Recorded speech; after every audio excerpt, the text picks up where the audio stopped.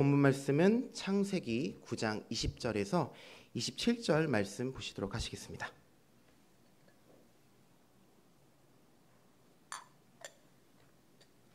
창세기 9장 20절입니다. 봉독해 드리겠습니다. 노아가 농업을 시작하여 포도나무를 심었더니 포도주를 마시고 취하여 그 장막 안에서 벌거벗은지라. 가나안의 아비함이 그 아비의 하체를 보고 밖으로 나가서 두 형제에게 고하매 셈과 야벳이 옷을 취하여 자기들의 어깨에 메고 뒷걸음쳐 들어가서 아비의 하체에 덮었으며 그들이 얼굴을 돌이키고 그 아비의 하체를 보지 아니하였더라. 노아가 술이 깨어 그 작은 아들이 자기에게 행한 일을 알고 이에 가로되 가나안은 저주를 받아 그 형제의 종들의 종이 되기 원하노라. 또 가로되 셈의 하나님 여호와를 찬송하리로다. 가나안은 셈의 종이 되고 하나님이 야벳을 창대케 하사 셈의 장막에 거하게 하시고 가나안은 그의 종이 되게 하시기를 원하노라 하였더라. 아멘. 오늘 봉독해드린 창세기 9장 20절에서 27절 말씀을 통해서 노아의 세 아들들이라는 제목으로 하나님의 말씀을 상고해 보도록 하겠습니다. 노아의 세 아들들입니다. 마태복음 24장 37절 말씀을 보시면 인자의 임함은 노아 때와 같다라고 말씀을 하셨습니다. 그래서 인자의 때에 노아와 같은 선지자가 있을 것을 말씀을 하셨고 오늘 본문 말씀을 보셨을 때에 노아의 세 아들들의 역사 또한 있을 것을 말씀하고 계시다는 것입니다. 즉 창세기에 기록된 이 하나님의 말씀은 말일에 이루어질 예언의 말씀이기 때문에 이사야서 46장 10절 말씀과 같이 종말을 처음부터 고한 하나님의 기록된 말씀을 통해서 이 인자의 때에 노아의 세 아들들을 통해 말미암아 우리의 미래를 알게 되는 큰 축복의 시간 되시기를 원합니다. 자, 노아라는 이름 우리가 잘 알고 있죠. 정말 노아라는 이름 우리가 잘 알고 있습니다. 자, 이 노아라는 이름은 매우 신비한 이름입니다. 그 튀르키예의 아라라트 산의 산 중턱에 이 노아의 방주의 흔적이 있어서 역사학자들과 고고학자들이 지금 발굴 중에 있다고 합니다. 자, 그런데 홍수를 통해서 노아의 가족들만 남기고 모든 인간들을 심판하셨던 이런 사건이 바로 우리는 새 창조의 사건이라고 말씀드릴 수가 있겠습니다. 왜냐하면 창세기에 하나님께서 사람을 창조하시고 하나님께서 이렇게 말씀을 하셨습니다. 창세기 1장 27절에서 28절 말씀 보시겠습니다. 하나님이 자기 형상 곧 하나님의 형상대로 사람을 창조하시되 남자와 여자를 창조하시고 하나님의 그들에게 복을 주시며 그들에게 이르시되 생육하고 번성하여 땅에 충만하라. 땅을 정복하라. 바다의 고기와 공중의 새와 땅에 움직이는 모든 생물을 다스리라 하시니라 라고 말씀하셨습니다. 자, 이와 같이 하나님이 사람을 창조하시고 나서 생육하고 번성하고 충만하고 또한 정복하라고 하셨던 것은 바로 많은 자녀들을 낳으라고 말씀을 하신 것입니다. 그래서 하나님께서는 사람이 이 지구를 지배하기를 원하셨던 것입니다. 그리고 노아 홍수 심판 때에 많은 사람들이 다 죽임을 당하고 그 노아와 노아 7 식구만 남게 되었던 것입니다. 그때에 하나님께서 똑같이 노아에게 생육하고 번성하고 충만하라는 그런 말씀을 하셨습니다. 바로 하나님께서 인간을 창조하시고 나서 하셨던 말씀을 그대로 하시게 된 것입니다. 창세기 9장 7절 말씀 보시겠습니다. 너희는 생육하고 번성하며 땅에 편만하여 그 중에서 번성하라 하셨더라 라고 하셨습니다. 왜 이런 말씀을 하셨냐면 노아가 제2의 인류의 시조가 되었기 때문입니다. 그리고 노아에게 다음과 같은 큰 축복을 주셨습니다. 창세기 9장 1절에서 3절입니다. 하나님이 노아와 그 아들들에게 복을 주시며 그들에게 이르시되 생육하고 번성하여 땅에 충만하라. 땅의 모든 짐승과 공중의 모든 새와 땅에 기는 모든 것과 바다의 모든 고기가 너희를 두려워하며 너희를 무서워하리니 이들은 너희 손에 붙이웠음이라. 무릇 산 동물은 너희의 식물이 될지라. 채소같이 내가 이것을 다 너에게 주노라 라고 하셨습니다. 자, 기록된 말씀을 보시면 창세기 9장 1절에 하나님이 노아와 그 아들들에게 라고 말씀하신 것을 보았을 때 바로 노아뿐만이 아니라 노아의 세 아들들에게도 동일한 큰 축복을 주셨다는 것을 우리가 알 수가 있습니다. 우리가 잘 알고 있는 이 노아의 세 아들들 셈, 함, 야벳이 이러한 큰 축복을 받게 되었는데 하나님은 노아 홍수 이후에 바로 노아에게 언약을 하셨습니다.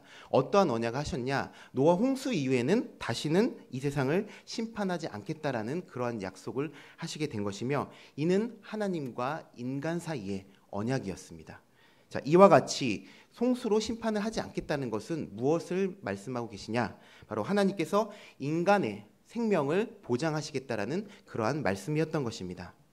자, 그렇다면 이 노아의 세 아들들을 통해서 이 세상이 번성하고 또한 이 세상에 번성하고 또한 세 아들들을 통해서 이 세상이 편만하게 되었다는 사실을 기록된 말씀을 통해서 알아보도록 하겠습니다. 창세기 10장 32절입니다.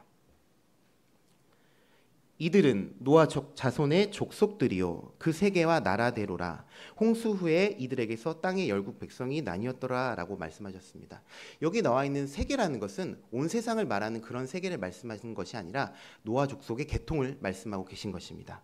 또 이와 같이 열국 백성이 노아 식구들을 통해서 나뉘어졌다라고 기록이 되어 있는 것입니다. 자, 그런데 오늘 우리가 알아볼 말씀은 노아 홍수 때의 말씀이거나 아니면 노아 홍수 이전의 말씀을 하는 게 아니라 노아 홍수 이후에 이 세 아들들에 대한 예언의 말씀을 우리가 알아보고자 하는 것입니다. 자, 그렇다면 이 세 아들들의 아버지인 노아는 어떠한 사람이었는가? 불완전한 사람이었는지 아니면 완전한 사람이었는지 기록 통해서 말씀을 알아보도록 하겠습니다. 창세기 6장 9절에서 10절입니다. 노아의 사적은 이러하니라. 노아는 의인이요 당세의 완전한 자라. 그가 하나님과 동행하였으며 그가 세 아들을 낳았으니 셈과 함과 야벳이라 라고 하였습니다. 자, 하나님과 동행하는 것은 둘째치고서 요즘 이 세상에 가장 유명한 사람들을 우리가 셀럽이라고 합니다. 셀럽. 그래서 우리가 만약에 셀럽을 만나거나 그 사람들하고 사진을 찍거나 그리고 그 사람들하고 영상을 찍게 되면 아주 난리가 아닙니다. 그리고 또 우리가 예를 들어서 대통령을 만났다고 하면은 자기 메신저 프로필에 대통령과 함께 찍은 사진들을 올리기도 하고 아주 야단법석 난리를 떱니다. 세상 일도 이와 같은데 하나님과 동행했다라는 것은 정말로 아주 큰 대단한 것입니다. 자, 이와 같이 당세의 완전한 자요 이 노아의 그런 행동과 그 행동을 통해서 나타내시는 하나님 모략적인 계획은 바로 하나님께서 완전한 자를 통해서 불완전한 것을 보여주시고 이 세상 말일 때에 불완전한 사실을 통해서 그 결과가 어떻게 될지를 보여주신다라는 것입니다. 자, 이에 관한 말씀을 본문 말씀을 보시면서 알아보도록 하겠습니다. 창세기 9장 20절에서 21절입니다.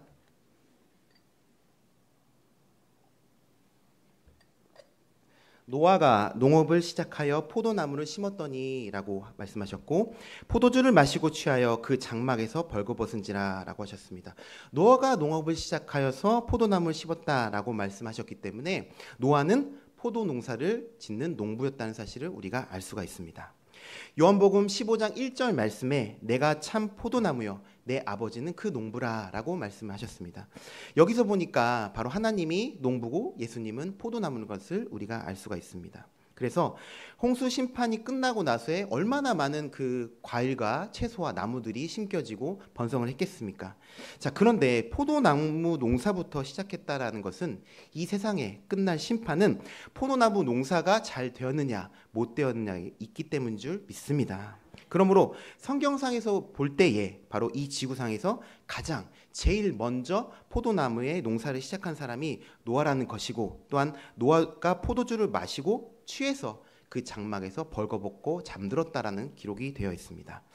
자, 그런데 이 성경상으로 봤을 때는 이 벌거벗은 것이 좋은 것만은 아닙니다. 계시록 16장 15절 말씀 보시겠습니다.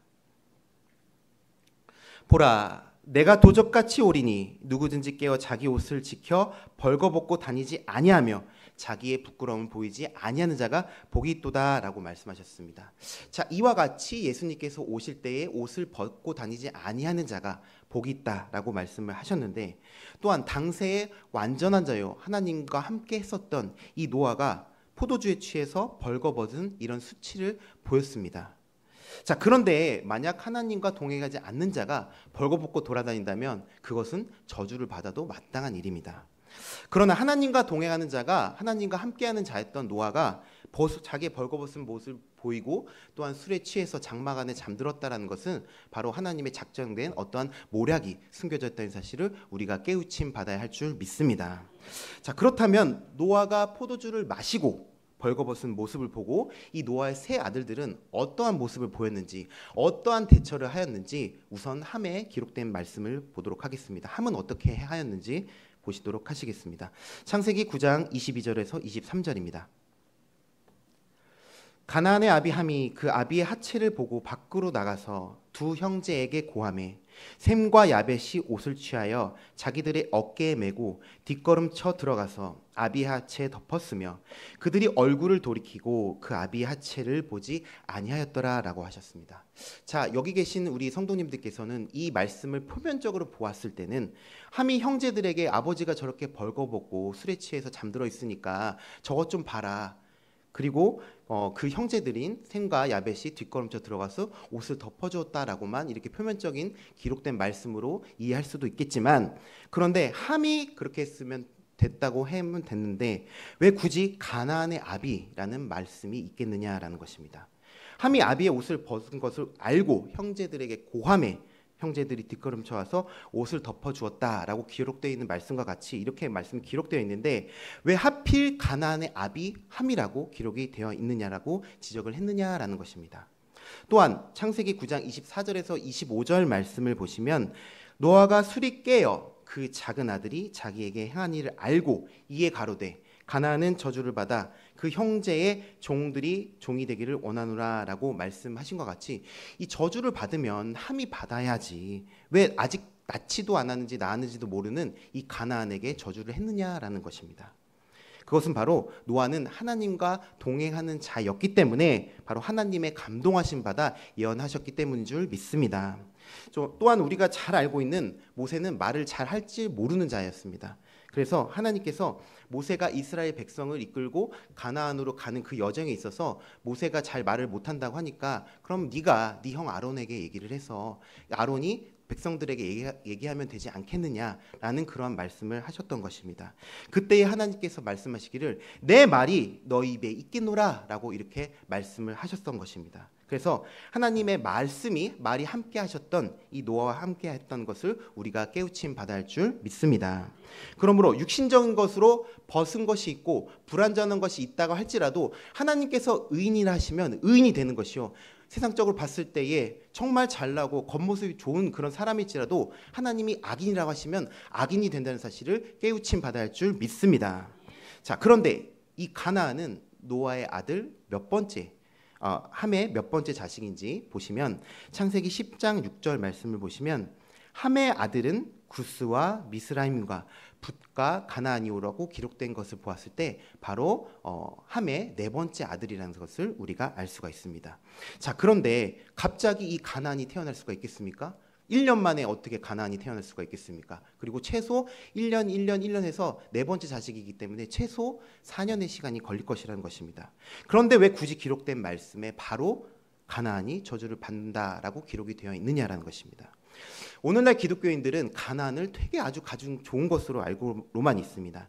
가나안 땅에 들어가려고 찬송도 부르고 또한 가나안 제과점, 가나안 안경점, 가나안 빵집, 상호명 등의 가나안을 붙이면서 이 가나안이 아주 좋은 것으로만 생각하고 있는 것이 오늘날 기독교의 현실입니다. 그러나 기록된 성경 말씀을 보았을 때는 가나안은 저주의 이름이요 검다는 뜻으로 곧 흑인종을 나타내고 있다는 사실을 우리가 알 수가 있습니다.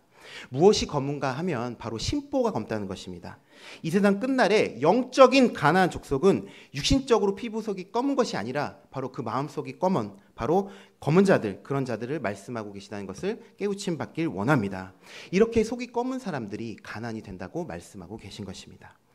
창세기 9장 22절에서 23절 말씀을 보시면 가나안의 아비 함이 그 아비의 하체를 보고 밖으로 나가서 두 형제에게 고하매 셈과 야벳이 옷을 취하여 자기들의 어깨에 메고 뒷걸음쳐 들어가서 아비의 하체에 덮었으며 그들이 얼굴을 돌이키고 그 아비의 하체를 보지 아니었더라라고 하였습니다.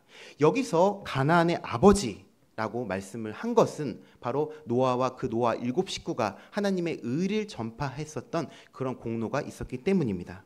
자, 그 이유는 하나님께서 의를 전파한 이 7 식구의 생명을 보존하겠다라는 베드로후서 2장 5절 말씀과 같이 오직 의를 전파하는 노아와 그 7 식구를 보존하시고라고 말씀하셨으므로 그렇게 약속을 하셨던 것입니다. 그리고 또한 창세기 9장 1절 말씀에 하나님이 노아와 그 아들들에게 복을 주시며 그들에게 이르시되 생육하고 번성하여 땅에 충만하라라고 말씀을 하셨습니다. 하나님께서 이미 복을 주셨기 때문에 그 복 주신 것을 바로 갑자기 확 뺏어버릴 수 없었기 때문에 그래서 함에게 저주를 내리시지 아니하고 가나안에게 저주를 내리셨다는 것을 우리가 알 수가 있습니다. 그것도 첫째 아들, 둘째 아들, 셋째 아들을 버리고 넷째 아들에게 가나안에게 화를 내리셨습니다. 이런 저주를 내리셨다는 것은 바로 함이 자기 부모를 경홀히 여겼기 때문이었습니다. 성경에도 부모를 바로 하나님과 같이 여기라고 했습니다. 존경하라고 했습니다. 그런데 이 세상에서도 내 자신이 있는 것은 내 부모가 있기 때문에 내 자신이 있는 거 아니겠습니까? 그래서 부모를 공경하지 않고 가벼이 여기는 자는 저주를 받을 것이라고 기록이 되어 있습니다. 신명기 27장 16절 말씀 보시겠습니다. 그 부모를 경홀히 여기는 자는 저주를 받을 것이라 할 것이요 모든 백성은 아멘할지라라고 말씀하셨습니다. 즉 함은 아비를 경홀히 여겼던 자였습니다. 아비의 하체를 봤으면 우리가 상식적으로 아버지가 하체를 벗고 있으면 옷을 벗어서 덮어주는 것이 그게 정상인데 그냥 형제들에게 말씀만 그렇게 하고 아버지가 벗었다라고 그렇게 얘기했던 것입니다. 아무런 조치도 안 하고 형제에게 그 사실만 고했던 것이죠. 자, 그렇다면 이와 함과는 달리 야벳과 또한 셈은 노아의 벗은 사실에 대해서 어떻게 대처를 하였는지 창세기 9장 23절 말씀을 보시면서 하나님 말씀 보시도록 하시겠습니다. 자, 창세기 9장 23절입니다. 셈과 야벳이 옷을 취하여 자기들의 어깨에 메고 뒷걸음쳐 들어가서 아비의 하체에 덮었으며 그들이 얼굴을 돌이키고 그 아비의 하체를 보지 아니었더라라고 하셨습니다.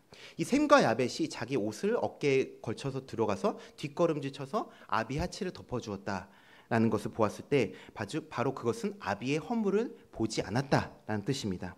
또한 뒷걸음쳐 들어가서 옷을 취하여 어깨에 메고서 아비 하체에 덮었다라는 이러한 말씀은 바로 아버지의 벌거벗은 모습을 보고 아버지의 허물을 오히려 덮어주었다는 사실을 우리가 알 수가 있는 줄 믿습니다.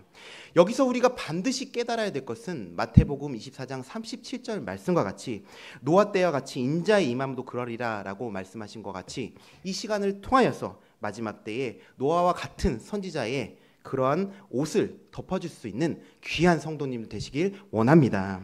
이러한 노아의 선지자를 덮어줄 수 있는 옷은 어떤 옷인지에 관해 계시록 19장 7절에서 8절 말씀을 보시면서 알아보도록 하겠습니다.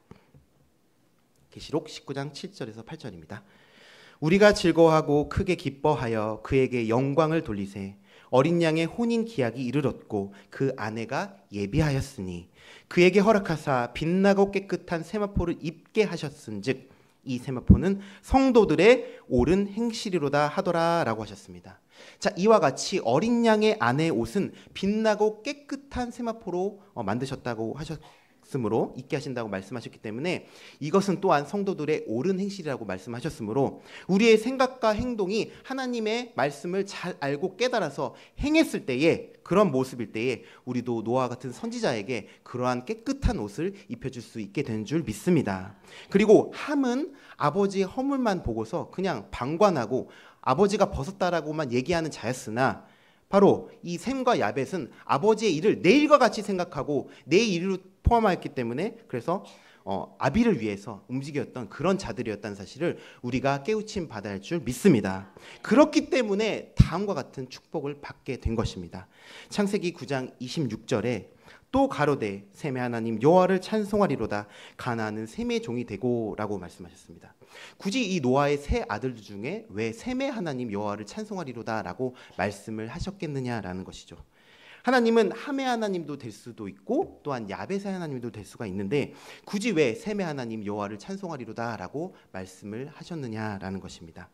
셈의 하나님이라는 것은 이 세상의 세 족속, 황인종, 흑인종, 백인종 이렇게 세 족속이 있었는데 이런 이 세 족속이 온 세계를 덮고 퍼졌지만 다른 족속이 아닌 셈의 족속에 거할 때만이 즉 셈의 장막에 있는 자들만이 바로 축복을 받게 됐을 것을 말씀하고 계신 줄 믿습니다. 또한 이 셈의 족속을 통해서 예수님이 탄생하셨기 때문에 그러한 축복을 주시게 된 것입니다. 그래서 예수님은 셈의 후손이라는 기록된 말씀을 보시면 누가복음 3장 23절에 예수께서 가르치심을 시작할 때에 30세쯤 되시니라 사람들의 아는 대로는 요셉의 아들이니 요셉의 이상은 헬리오. 그러니까 예수님으로부터 이상이라고 하기 때문에 그 위로 족보를 거슬러 올라가는 겁니다. 그래서 누가복음 3장 36절까지 보시면 그 이상은 가이나니요, 그 이상은 아박사시요, 그 이상은 셈이요, 그 이상은 노아요, 그 이상은 레메기요라고 기록된 말씀 보았을 때 그렇기 때문에 셈의 하나님이 된 것이요 가나안 족속은 흑인 계통이 되었고 야벳을 창대케 하사 셈의 장막에 거하게 하셨기 때문에 바로 이 함이 또한 야벳의 종이 된 것입니다. 그리고 또 야벳 족속은 유럽에 속한 그 백인 계통이 되었습니다. 육신적으로 보았을 때 셈의 장막에 거한다고 말씀을 하신 이 야벳 족속은 전부 요즘 창대케 되어서 세계적인 부자들이 되어 있는 것입니다. 그리고 또한 육신적인 셈의 장막은 바로 하나님으로부터 예수님까지 그 혈통을 말씀하고 있으나 영적인 셈의 장막은 예수님의 진리의 말씀이 있는 곳 바로 생명의 말씀인 장막이 바로 셈의 장막이 될 것을 말씀하고 계시는 것을 깨우침 받기 원합니다. 이와 같이 하나님께서는 셈의 장막을 선택을 하셨습니다. 셈의 장막 가운데서도 황인계통 동양인을 말씀드리자면 바로 그 대표가 되는 민족은 한국, 중국, 일본입니다. 그래서 동양 3국이 현재 세계를 좌지우지하고 있다고 해도 과언이 아닙니다. 자, 중국은 대국으로서 큰 힘을 가지고 있고 일본은 먼저 경제대국으로서 큰 힘을 가지고 있으며 또한 우리나라 한국은 하나님을 가장 잘 믿는 영적인 힘을 가진 나라인 줄 믿습니다.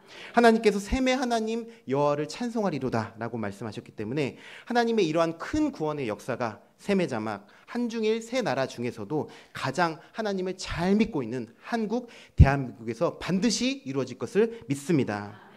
이 자리에 참석하신 우리 실로의 가족분들 그리고 성도님들 말일에 셈의 하나님 여호와를 찬송하리라고 말씀하신 그러한 자들로서 말세의 노아 선지자의 일을 함과 같이 그냥 방관하고 내 일이 아닌 것처럼 얘기하는 것이 아니라 나의 일로 생각하면서 또한 그 노아 같은 선지자를 돕는 그런 하나님의 귀한 견속들로서 효를 행하는 나의 행함으로써 그 옷을 덮어줄 수가 있는 귀한 성도님들 되시기 원하면서 이상 말씀을 마치도록 하겠습니다.